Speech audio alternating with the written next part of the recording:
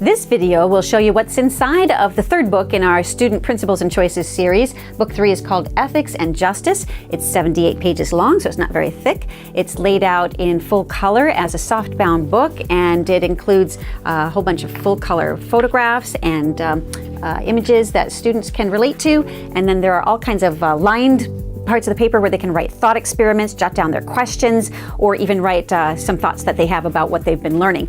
The book has a table of contents at the beginning, and I'll explain just briefly what's in it. It's laid out in 4 different chapters. Chapter 1 covers principles of ethics, the 3 different basic principles of ethics, which include the principle of non-maleficence, do no harm, the principle of the ends don't justify the means, and the principle of the intrinsic dignity of the human person, also known as full human potential.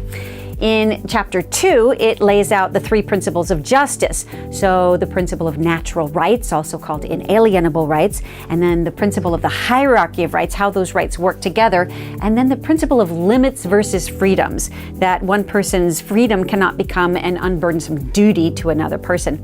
The 3rd chapter talks all about freedom. What is freedom? A lot of times students just want to know, well, what is freedom in the first place? So it goes through 2 different kinds of freedom, freedom from versus freedom for, and it describes the difference between personal freedom and political freedom.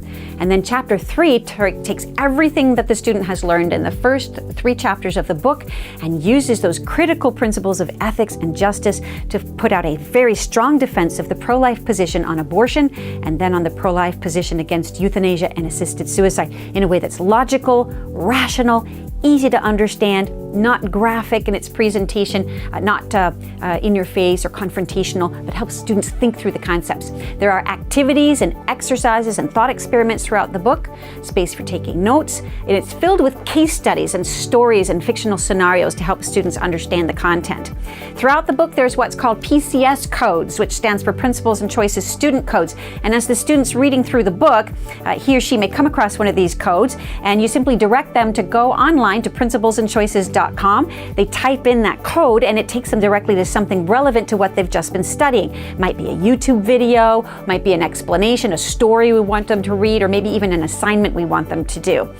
There's also a glossary in here with online study tools such as vocabulary tools, and there's an index for students at the end. There's an accompanying drama that we wrote, which also goes with the series. Each of the acts in the drama book relate to one of the books, and so it has all the content in each act that's covered in the corresponding book. And so for Book 3, we've taken Act 3 from the play and we've pulled it out and created its own little mini script. And so each student who orders a copy of the textbook will get a free copy of Act 3 of the play, which is kind of a standalone little drama, and it helps to support what they've learned in the book in a dramatized fashion with narration and student dialogue between the characters. So it's a lot of fun for them to read that.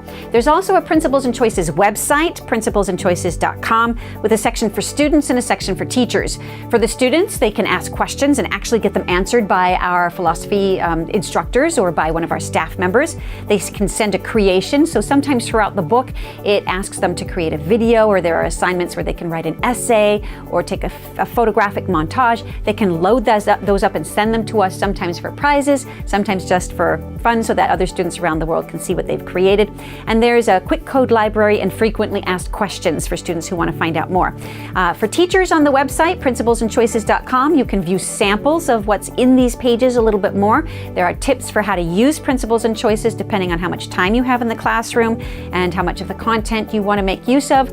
You can view pre- and post-testing results. So we surveyed students before they went through the curriculum and afterwards, so you can see how their attitudes change and their minds change on the respect life issues.